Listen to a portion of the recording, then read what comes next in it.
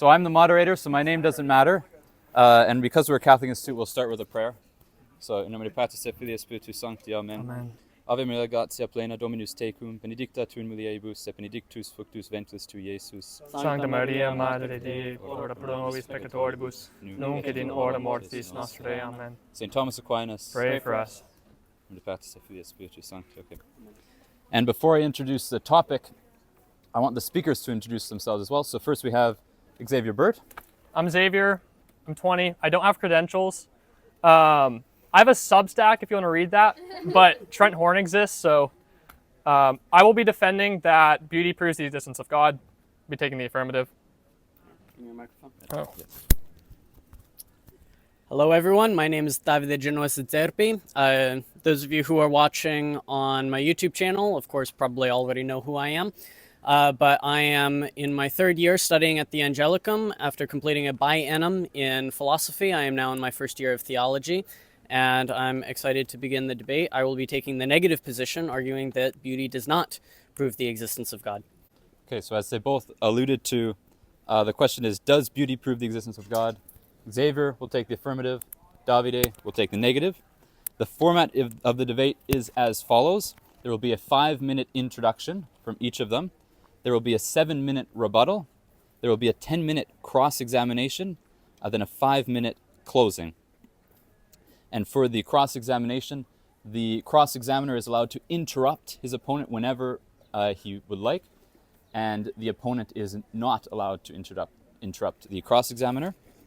And there's an additional rule: only philosophical evidence and arguments can be used during the debate. There is no appeals to theology or to revelation. And I think we agreed on a coin flip to decide who goes first. I'll take heads. I'll take tails. Okay. Your heads? Your tails? Okay.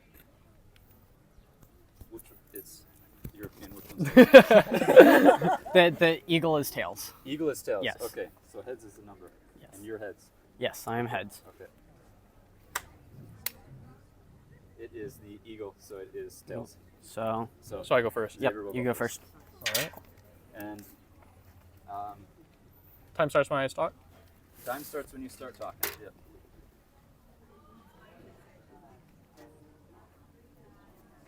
All right, I want to start by just thanking everyone for coming out. Thank you for Davide for debating. Josh for moderating. I'll be arguing that beauty proves the existence of God. Now I'll use two arguments. The first one is the sheer amount of beauty in the world, and the second one is from our knowledge of beauty. The first argument, the natural is from the sheer amount of beauty. The natural world is full of beauty, from massive things like galaxies to small things like flowers, living things like tigers to non-living things like mountains. The natural world is full of beauty from top down.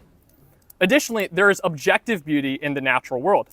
People argue about the beauty of modern art or of music, but no one disagrees that the natural world is beautiful. Imagine if you were out on the top of a mountain, seeing a sunset, admiring this beauty, and someone comes up next to you and is like, I think it's kind of ugly. You would just think they're insane. It's like, no, this is objectively beautiful. It just seems so obvious. So, it just seems like there is objective beauty in the natural world. What explains this fact? Let's take atheism as our first candidate. Under atheism, the universe isn't made intentionally. It's not made from a skilled artist. Here's the problem. Beauty is really hard to create. It doesn't just come about by accident. If you spill a can of paint on the floor, you're not going to get something beautiful. If you play random notes, you're not going to get something beautiful. Just intentionality is required for something to be beautiful. Atheism has neither skill or intentionality in the creation of the universe. It's all by accident. So the fact that there's such a sheer amount of beauty in the world is wildly unexpected. But theism provides a better explanation. See, if God exists, God would want there to be beauty in the world. Beauty is good, and so God would want it to exist. Additionally, beauty can draw people closer to God. Hence, there are good reasons for God to create a beautiful universe, but atheism fails to provide a sufficient explanation. So theism is the better explanation for beauty in the world. And the best explanation is usually the correct one, and therefore God exists. The second argument is from our knowledge of beauty. Not only do we know that tigers or mountains or sunsets are beautiful, but we know that they are beautiful. I just know that the Blue Ridge Mountains are beautiful. But why? How did we come to this knowledge of beauty, or is it just a brute fact that we know? An atheist might appeal to evolution, and this makes sense. If we got our brains from unguided evolution, then our beliefs about beauty would probably be formed by evolutionary pressures. So the atheist might say this: look, eating healthy food is good for our survival. Having a healthy mate is good for the survival of our species. And therefore, unguided evolution can push us to find healthy food and healthy mates beautiful so as to promulgate the species. Under atheism, we form beliefs regarding beauty based off of what helps us to survive. If it helps us to survive, we find it beautiful. If it doesn't help us, we find it ugly. There are two problems with this view. The first one is that it doesn't explain our knowledge of beauty. It only explains our beliefs about it. Under unguided evolution, we would find healthy food and healthy mates beautiful regardless of whether they're actually beautiful or not. So unless what happens to make humans specifically survive is just metaphysically beautiful, there isn't a connection between what evolution tells us is beautiful and what is actually beautiful. Hence, there would be no knowledge of beauty. Evolution is about survival and reproduction, and not getting about what is and isn't beauty right. The second problem is that it's just not true that everything good for our survival we find beautiful, and everything bad for our survival we find ugly. We find dangerous things beautiful, like snow-capped mountains. We find tigers beautiful. We find cliffs beautiful. We even find the night sky beautiful. If you go out at night and look up in the sky, you make yourself a victim to predators by being distracted. There are things we find beautiful that do not help our survival, so it does not make sense under atheism. So what's the argument from here? If God does not exist, then our beliefs about beauty come from unguided evolution. But unguided evolution fails to account for our knowledge of beauty, and therefore God exists. Additionally, there's an asymmetry here. If theism is true, if God exists, then God could have created our minds to correctly recognize beauty. God could have made us, whether through evolution or not, to generally form correct beliefs regarding beauty. Hence, theism saves our knowledge of beauty, while atheism rejects it. And those are my two arguments for why beauty proves the existence of God. Perfect timing. So, thank you, Xavier, for the introduction. Davide, you can start your introduction now. The time starts whenever you start talking. So once again, I want to thank everyone for coming out. I want to thank everybody watching online right now. And I would also like to thank Xavier for being my opponent, and especially for taking the weaker position in this debate. So I do not envy my opponent. He has a very high burden to clear because he has the burden of proof to demonstrate that beauty proves the existence of God. Now, in so doing, I'm sure he's not referring to a sort of metaphysical proof by formal logic, but rather that beauty provides such overwhelming evidence for the existence of God that no reasonable person could deny it. Or in other words, beauty alone is sufficient to reasonably conclude that God exists beyond reasonable doubt. But this is not the case. I don't doubt that my opponent is capable of, for example, giving countless examples of people being moved to faith by experiences of great beauty. But this does not constitute evidence, because they are experiencing a movement of the heart, not one of the intellect. If it were not so, what reply could you make to the Muslim who says that the beauty of the Quran proves the truth of Islam, or that Latter-day Saints who say that their testimony of the Holy Spirit proves the Book of Mormon? The fact that people have been moved to believe something on its own does not demonstrate the veracity of the thing they were moved to believe. After all, we would both affirm that these Muslims and Latter-day Saints have been deeply moved to believe something false. So it's clear that their individual experiences cannot on their own justify any particular belief. But perhaps my opponent will attempt to argue that, well, beauty is not a subjective experience, but an objective reality, as you just heard him make the case. If it is, in order for there to be beauty on earth, there must be some ultimate beauty in which these beautiful things participate, right? But this is false on two levels. First, beauty is not objective. Beauty is simply a word which describes a subjective experience. In this way, it is no different than taste. And the fact that we can identify things that most people think are beautiful does not detract from this. For example, I have never met anyone who said that they don't like French fries. But I wouldn't on that account say that French fries are objectively delicious. Similarly, most people might be able to say that St. Peter's Basilica or the Grand Canyon are beautiful. But that does not mean that the beauty is some sort of objective quality that they possess. Rather, all it says is that they possess certain visual qualities that the human mind tends to interpret as beautiful. But now, let's assume for the sake of argument that beauty was objective, that St. Peter's is possessed by some sort of spiritual, immaterial, or immeasurable thing called beauty. That beauty surely must come from somewhere other than itself, right? Well, not necessarily.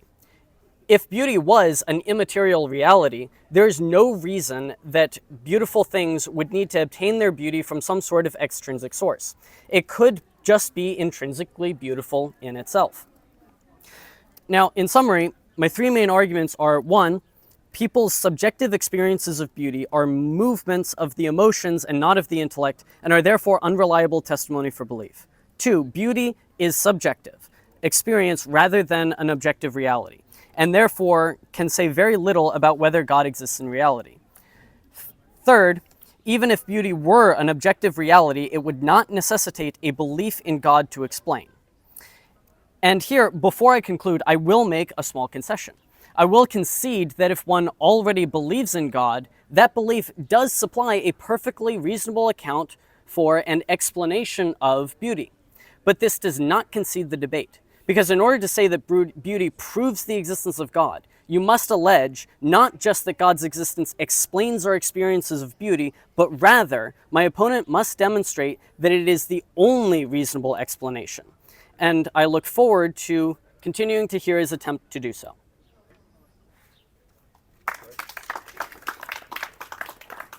Davide, for your introduction. It is now Xavier's turn. He has 7 minutes for a rebuttal against Davide's argument. Okay, so there's a couple arguments and things that I brought up, and I'll respond to here. First, he said that personal experience doesn't prove God's existence. Like, a personal experience of beauty doesn't imply that God exists, even if there's like a movement in the heart. I didn't use that argument, and so I'm just going to set that aside. He talked about, is beauty objective or subjective? I will make a concession here. I do think that some beauty is subjective, but I do think that there is objective beauty.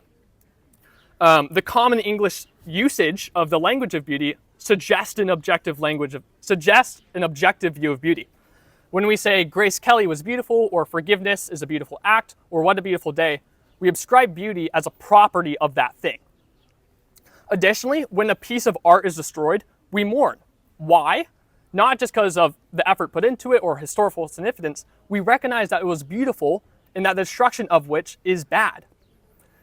Why do so many tourists go to churches in Rome? I think a really good explanation of this is that the churches are beautiful, not just from historical significance, although that might be a reason, but that the churches themselves are just beautiful, which attracts people in.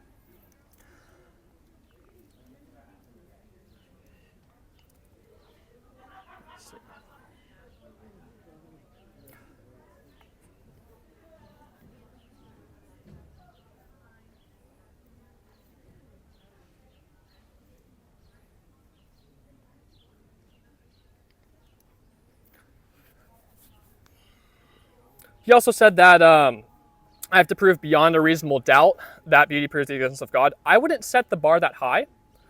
I think you can prove a case without there being a reasonable doubt. I think many Christians or many theists, when they first come into the faith, or when presented maybe with an argument for atheism, they might have a reasonable doubt of God's existence or difficulty of God's existence, but I still think they're justified in the belief. I would say that you can prove God's existence without there being you can prove God's existence without it being without a shadow of a doubt. Another thing he said was that Latter-day Saints or Mormons and Islam, these things present things as beautiful. And so when we're presented with these beautiful things, people might convert over to them. So we should see that these things aren't reliable. Again, my previous response of I'm not using personal experience, but also I'm actually not too convinced that when you get into the roots of the Latter-day Saints or Islam, that there's beauty in it. So you could take... Okay, I'm serious though. So when you look at Emma Smith, who is Joseph Smith's first wife, there is a place in Doctrines and Covenant where God is telling Joseph Smith, and Joseph Smith tells his wife that if you leave me because of this plural marriage I have, because of polygamy, God will destroy Emma Smith. It just, it seems from Latter-day Saints, and I don't have to go too far into this, it just seems like there's some really nasty stuff going on. And then in terms of Islam being beautiful, maybe you could argue that the Quran is beautiful, but I don't know if I'd say Islam is beautiful. I think that can stand on itself.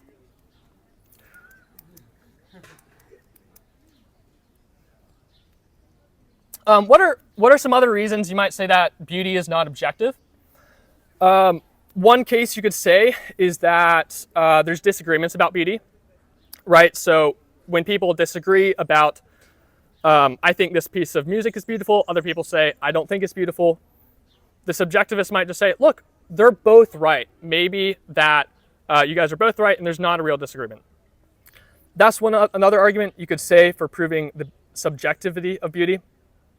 I would say that there's 3 problems with this. For one, disagreements don't seem necessarily to point towards subjectivity. Real substantial disagreement seems to point towards objectivity, right? If I say that this is beautiful and he says that's not, and it's just subjective, what we're just saying is that I find this beautiful and he doesn't. And we can't really argue about whether it's actually beautiful or not. There also seems like this is a double standard if you say it, that just because there's disagreement, it's a relativistic question. There's disagreement on whether God exists, but that question is not relativistic. There's disagreement on ethical matters, but that doesn't mean we fall into moral relativism. And regardless, there just isn't widespread disagreement about certain aspects of beauty, specifically aspects of the natural world like sunsets, snow-capped mountains, and tigers. Additionally, even if beauty is subjective, that can prove the existence of God. You can collapse my first 2 arguments into saying, why do we perceive beauty exists? Now, I'm going to be super frank. I think this is a weaker argument, but I still think it points towards God. You could still say, why do we perceive so much beauty, even if beauty is subjective? Under atheism, you'd still go under the unguided evolution thing.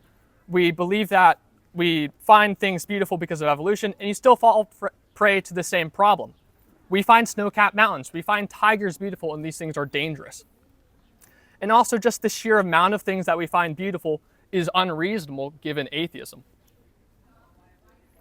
Even if it's just perspective. Even if it's just subjective beauty or perception of beauty.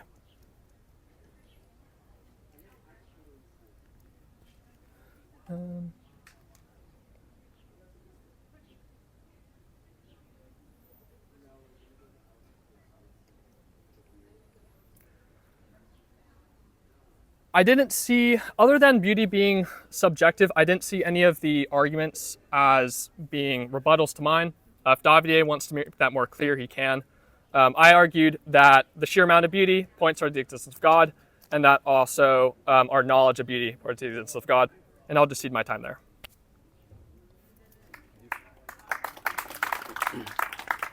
Thanks, Xavier, for your rebuttal. Davide, you now have 7 minutes to present your rebuttal to the affirmative. All right. Thank you, Xavier. The reason I wasn't rebutting your points in my opening statement is because the time for rebuttals is now. So, one thing that I would like to clarify is the question being debated here, and that is the question, does beauty prove the existence of God? The question is not, does beauty justify the belief of God? That's a different standard.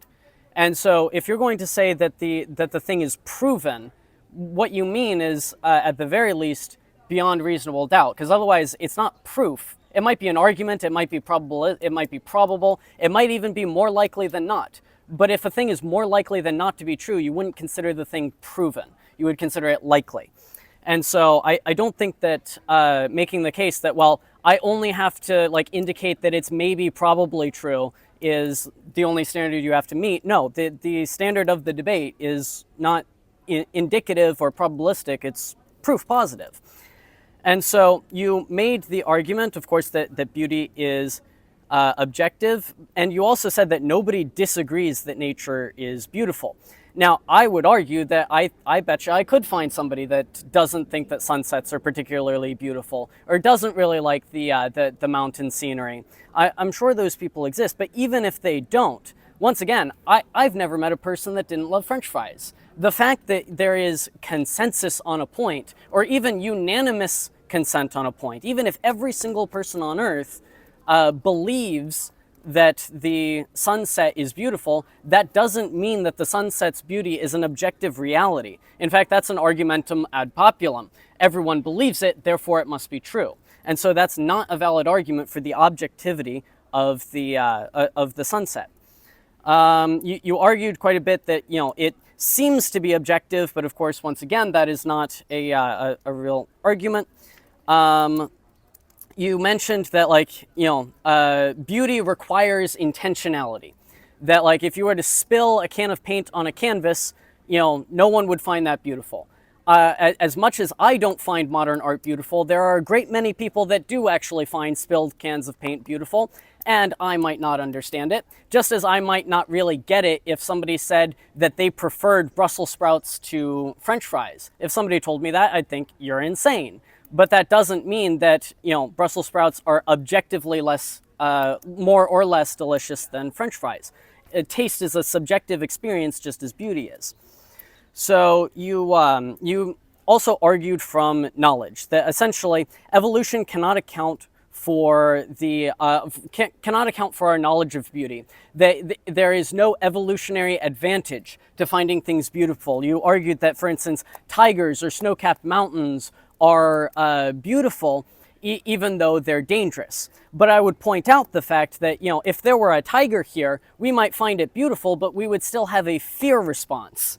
And so just because something is dangerous, it doesn't preclude us finding it beautiful, because our appreciation of the beauty does not prevent us from fearing the dangerous thing and fleeing from it. And so it would not impede the evolutionary process. On the contrary, the perception of things as beautiful could still aid our evolutionary progress if they sort of inspire our ancestors to, persist in life. We as humans are blessed and cursed with extraordinary intelligence. And as such, we have a tendency to what might be called existential dread. We have the capacity to ponder our own existence, which is why evolution likely selected for qualities that paired that intelligence with a tendency towards appreciation for the transcendent, such as things like religion, which every culture has constructed, such as things like moral systems, or belief in beauty. But the fact that people tend to believe in these things because they helped our ancestors to stave off the existential dread and help them to cooperate better and get along better in community does not prove that, that beauty is objective. You conceded in your first rebuttal that there are some things that are subjectively beautiful and other things that are objectively beautiful. But you did not give us any means to distinguish between subjective and objective beauty. And so you simply asserted that a sunset is objectively beautiful, but gave no evidence or criteria by which we can actually assess or measure the objective beauty present within a sunset. All you said is, well, everybody agrees, and if somebody didn't, I'd think they were crazy. That's not really a rational argument. You can also, let me see. There was also the question of okay, even conceding the question of objective beauty, there's still the question of why we perceive beauty. And I would still say that, like I said with my argument from evolution, that there are still evolutionary advantages to, say, perception of beauty towards belief in God, towards belief in morality. The tendency, the human psychological tendency to believe in these things does not actually constitute evidence that the things actually exist independent of human perception. And I yield my time. For rebuttal. It is now time for cross-examinations. Xavier will go first. Of course, he has 10 minutes to cross-examine Davide. I want to remind the debaters of the rules. The cross-examiner can interrupt his opponent at any time, and the opponent must answer the cross-examiner's questions if he is able. And the time starts whenever you start talking. Okay. All right. Do you think there's like literally any objective beauty, or do you think it's all subjective? Beauty describes an emotional reaction to a thing in the world, so it is all subjective. Okay. It describes a subjective human experience, like taste or joy. So like, let's say you get married, and your wife says, "How do I look?" Could you technically say there's nothing objectively beautiful about you, but like I find you pretty? You could, but I wouldn't. I would say you're beautiful because I'm describing the effect that her appearance has on me, which is a perception of beauty.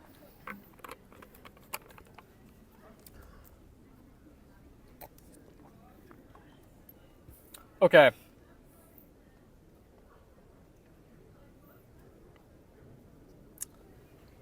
So when we predicate beauty of things, right? When we say that someone is beautiful, when we say that this piece of art is beautiful, normally when we predicate things, that predicating things of something seems to point towards objectivity. Would you agree with that? When you say predicating things, like, could you use a different word? I'm a little confused. So like if I say X is Y, okay. it seems like when I say X is Y, there generally seems to be like Y is a real property of X. So if I say, when people talk about the language of beauty, or like when people talk about beauty, generally we'll say like, hey, this is beautiful. That seems to point towards just linguistically that it's subjective. Okay, so you're saying that even if, so you're saying that the way we speak about beauty seems to indicate an objectivity of beauty. Yeah. I would not concede that point. I can taste something delicious and say this is delicious without believing that it is objectively delicious. Okay. Okay. Do you think all taste is subjective? Yes, taste is a subjective experience. So do you think like steak just like only is subjectively better than like grass in taste? I mean, yes. If you say that, like, you know, I taste the steak and I taste grass, when I say the steak tastes better than the grass, I'm referring to the flavor that I experienced in my subjective mind. So I would say that when we talk about taste is for something, or so like the taste, like grass is tasty for like cows, and like steak is tasty for humans. Would you say that sort of language with the objective, like, would you say that is just subjective towards every individual or subjective towards the race? So I would say subjective to the individual, and actually I would actually also say that we don't know if grass is tasty for cows because there has never been a cow that could tell us of our experience of his eating the grass. Okay. You said that just because it seems to be objective is not a real argument. Mm-hmm. Do you know what phenomenal conservatism is? You should err on the side of what seems to be true. Yes. Would you agree with phenomenal conservatism? Yes, as far as belief, but belief is different from proof. If most people are justified in a belief, would it give strong evidence for that statement? It would not give strong evidence. It would present a reasonable starting place. If you were to start with the assumption that the crowd is probably true, then you can sort of begin your investigation there. But like you can believe a thing without proof. And having reason to believe something doesn't necessarily mean that you have proof of that thing. So like, if, let's say theoretically, everyone was justified in believing P, you don't, like, would that be evidence for P? Just that mere fact?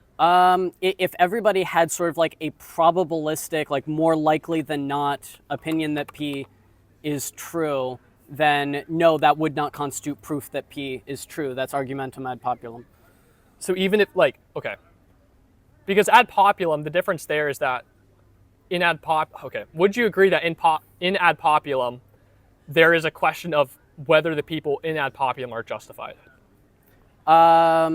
It's not a question of whether the people in ad populum are justified. It's about whether or not the belief itself is defensible, independent of what everyone believes. Because everyone can believe something that's false, or everyone could believe something that's true. You have to justify the belief independent of the opinions that people express about it.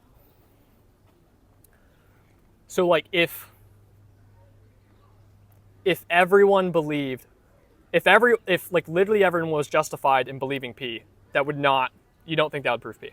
It wouldn't prove P. It would, if everyone was justified in believing P, then it would be reasonable to conclude probably that P is reasonable, not necessarily that P is definitively proven or certain. Okay. So my argument from knowledge, which premise would you disagree with? And I can list out the premises. Remind me. Yeah.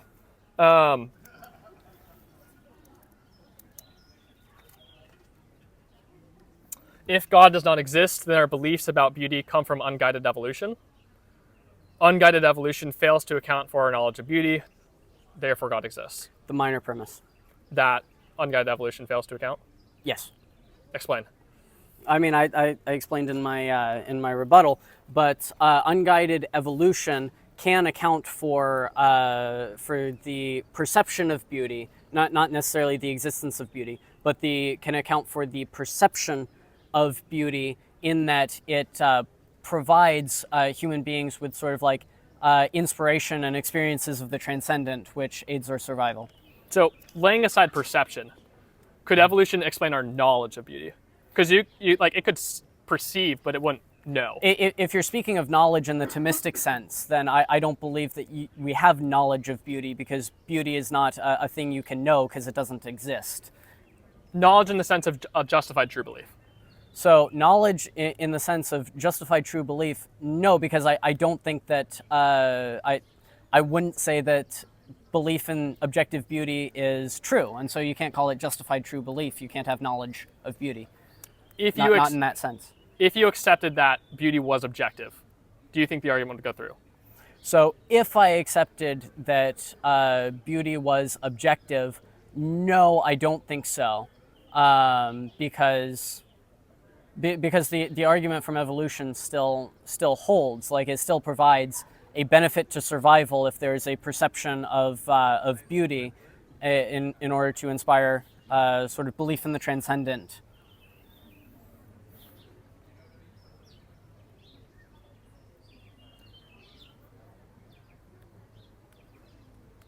So it seems like when we talk about like knowledge, right? It's knowledge. Okay, Plantinga gives an evolutionary debunking argument from moral knowledge, right? And the argument is sort of mirroring this, where it's like, if our faculties of how they are produced are unreliable in truth tracking, then we won't have knowledge, right? So if the faculties for tracking the truth of aesthetic judgments, of like whether X is beautiful or not, if those faculties are unreliable in respect of tracking that truth, then we wouldn't have knowledge. Would you agree with that? I would disagree with that. How? So I can, like, let's say, take this pen for instance. I can dispute the knowledge, as you say, that this pen is beautiful. Let's assume for the sake of argument that I found this pen beautiful. I could dispute the knowledge that the pen is beautiful and still affirm that the pen is blue, that the pen is made of plastic, that the pen is so long. There are a bunch of things that I can know about this pen. Its beauty would just not be one of them. So like you can still believe things without believing in the objectivity of beauty, or the objectivity of morality, for that matter. Sure, but like, would evolution provide an explanation for like how we know what is beautiful? Well, again, like, evolution does not account, like, evolution does not necessarily defend the notion that beauty is a thing you can know, because, like, beauty is not an objective reality out in the world. Assuming beauty is objective. Evolution concerns us and our perceptions and how we behave, how we are, not, what exists in the world. Like, our evolution doesn't account for whether or not that tree exists. Okay. Thank you for the cross-examination. Davide, it's now your turn to cross-examine your opponent. I want to remind you that as a cross-examiner, you can interrupt your opponent whenever you can, and your opponent must answer your questions if he is able. So time starts whenever you can.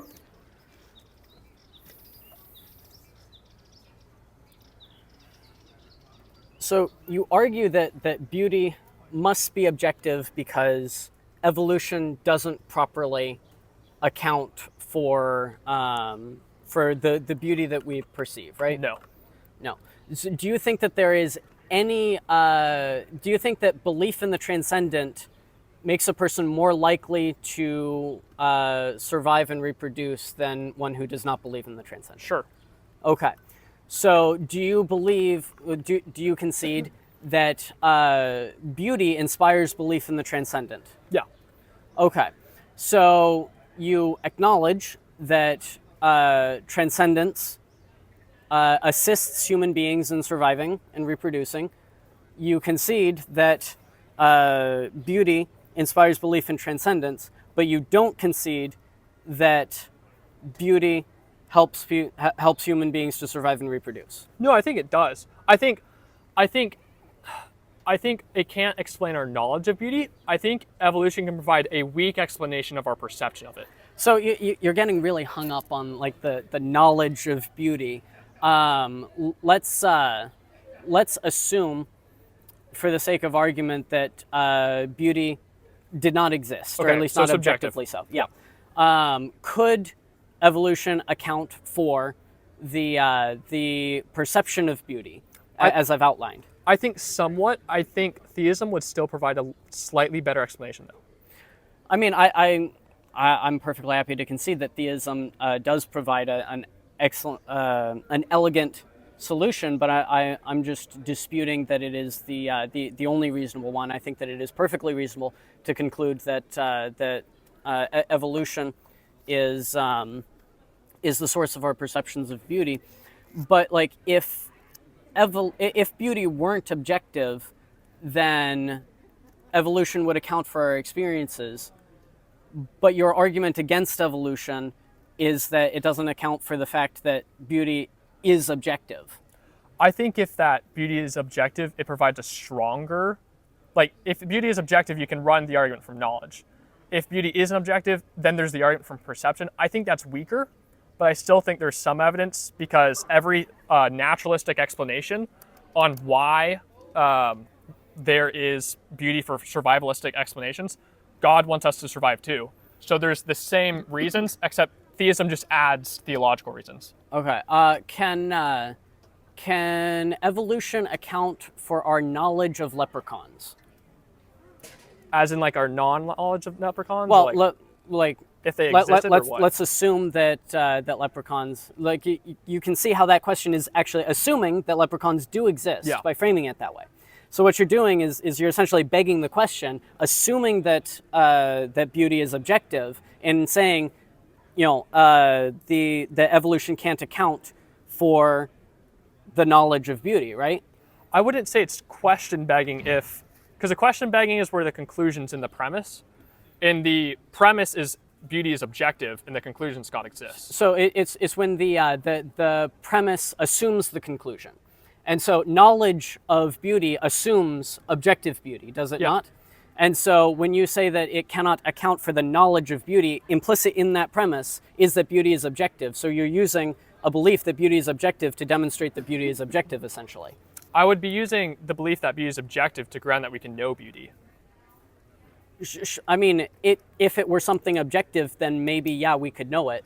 Sort of like how we could know about leprechauns if leprechauns existed, but that's not an argument for the existence of leprechauns. Yeah, I'm not arguing for argument from knowledge doesn't argue for the existence of beauty. It argues that from objective beauty to God.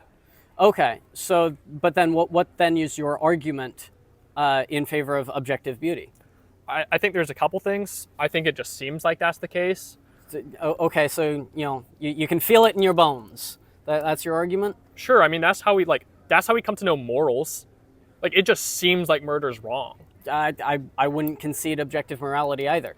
So I mean, arguing like, it seems wrong, that doesn't work either. So like, just because, and just to be clear for the audience, I'm playing devil's advocate as an atheist here in this case.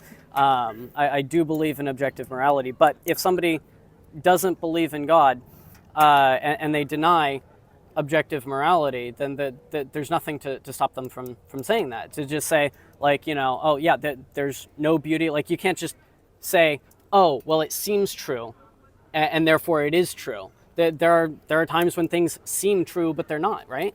Yeah, I think we should take something that seems to be true unless we have sufficient reason to think otherwise. So we should err on the side that beauty exists. So, well, okay, but once again, you're defaulting to a much weaker standard than the position you're defending. Because if all you're going to say is that, it is beauty, our experience of, that beauty indicates that it is more likely than not that God exists, that is a much weaker proposition that you're defending. Are you going to concede on the proof for the existence of God? No, I mean, I would still say it proves.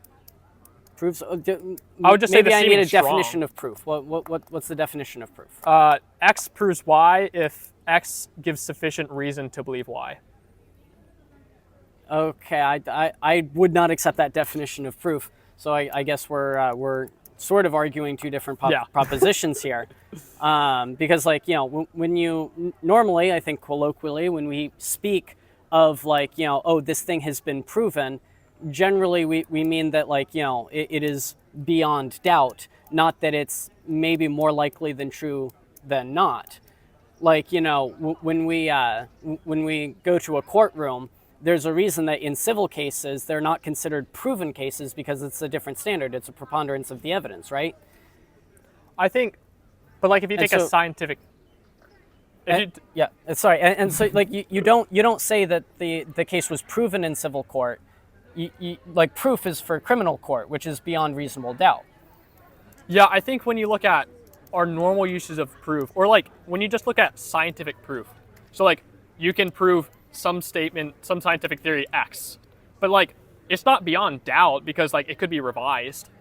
So if a thing is proven, then generally, even in a scientific context, it is saying that the matter is proven is usually reserved for things that are quote unquote settled science. Now that doesn't mean that it's necessarily beyond all doubt. But if I say it's proven, I'm usually trying to put it beyond debate.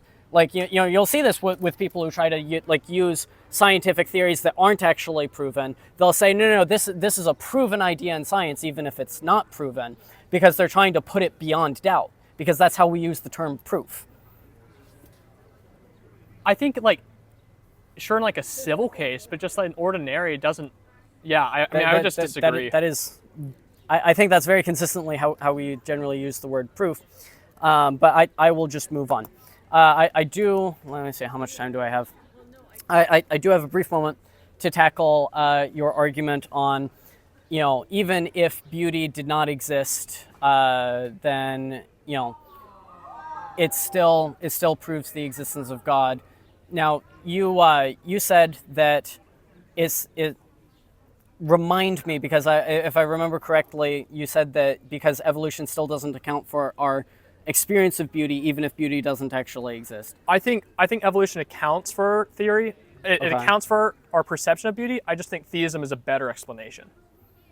Because any like survival thing you put, theism can match because God wants us to survive. You can just add theological explanations though. Sure. I mean, like, I don't think that evolution is inconsistent with belief in God, but you know, it's the burden is not on me to demonstrate that, like, you know, God doesn't exist on account of, like, you know, beauty. The burden is on you in this debate because you have the affirmative to defend the proposition. And so it sounds like you're kind of conceding my argument, which is that evolution alone provides sufficient justification for our experience of beauty, does it not? I think it provides some. I just think theism's better, and so we should go with that. Forget better. Does it sufficiently explain it? Sure. Okay, cool. That's all I've got.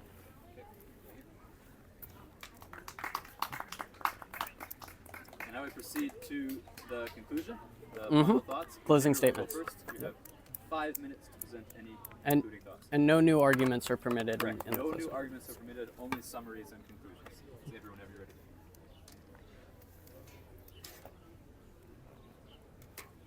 All right, so I want to highlight two things here. I want to go over the arguments I did, and then I want to see sort of the reductio absurdum that Davide's position leads to. So first, my two arguments is from the sheer amount of beauty in the world. There's just a ton of beauty in the world, and theism provides a better explanation for the existence of beauty in the world, and therefore that provides strong evidence for theism. The second argument is the argument from knowledge. We know that things are beautiful, and while atheism can provide an explanation for our perceptions of beauty, it cannot provide an explanation for our knowledge of beauty. The first one is because evolution is not truth tracking in regards to beauty, and the second reason is that it doesn't provide a very clean explanation when we consider counterexamples of things that are deadly but beautiful. I also just want to point out some things that, like, Davide concluded. So when we are talking about whether something seems to be true can ground that something is true, I said it seems that beauty is objective, and so we conclude that beauty is objective, just as we can do that with morality. Davide just said the seemings of morality do not indicate that morality is objective. I just leave it there. I leave it at what I said. He also said that he couldn't technically call his wife objectively beautiful. Like, there's literally nothing objectively beautiful in his wife. I leave it at that.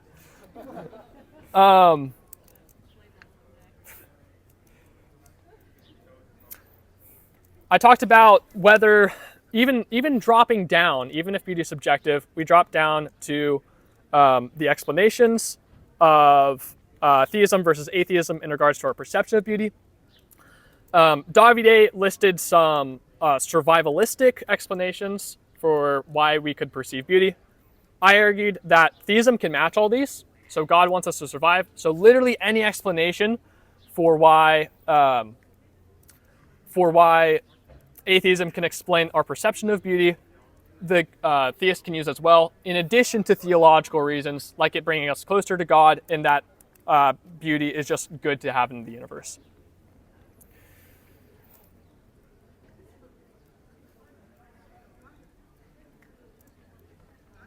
In regards to the objectivity of beauty, I point to a couple things. For one, just the linguistic use of beauty seems to point towards the objectivity of beauty. We say that someone is beautiful, or forgiveness is a beautiful act, or what a beautiful day. We seem to ascribe beauty as a property of the thing to it, which points towards its objectivity. When a piece of art is destroyed, we mourn because it is beautiful. It seems like tourists go to the churches in Rome because they're beautiful. Everything in our experience just seems to point towards the objectivity of beauty. I also agreed, for the sake of argument, that some beauty can be some beauty can be subjective. It just seems that the natural world is objectively beautiful. So even if there's disagreement or there's gray areas in terms of what is exactly, like, is this subjective, or is music objectively beautiful or not, it seems like we can all agree that a mountain with a sunset over it is objectively beautiful. And I'll cede my time. Davide, you have 5 minutes to present a conclusion. Okay. What I think that we have largely observed in this debate here today is me basically asking for proof of the proposition and explaining how the justifications that my opponent has brought forward do not sufficiently amount to proof. Because there are reasonable explanations that account for all of our experiences of beauty that do not require belief in God in order to explain them. My opponent mentioned that, when a beautiful work of art is destroyed, we mourn because we know that it's objectively beautiful. I wouldn't even necessarily say that that's the case. If, I were to make an exact copy of the Mona Lisa and then destroy it, that exact copy would have all the same physical characteristics and all the same beauty as the original Mona Lisa if it was truly an exact copy. But no one would mourn because it wasn't actually made by Leonardo da Vinci. And so our attachment to these to these paintings and things is not just with regard to their beauty, but also largely concerns our sort of sentimental attachment and the history behind it. It's a matter of sentimentality, which again, sentimentality also does not indicate or prove the existence of God in any way. My opponent argued from, it seems true. I can feel it in my gut. He used as an example that, murder just seems wrong. But you can't know that murder is wrong just because it seems wrong.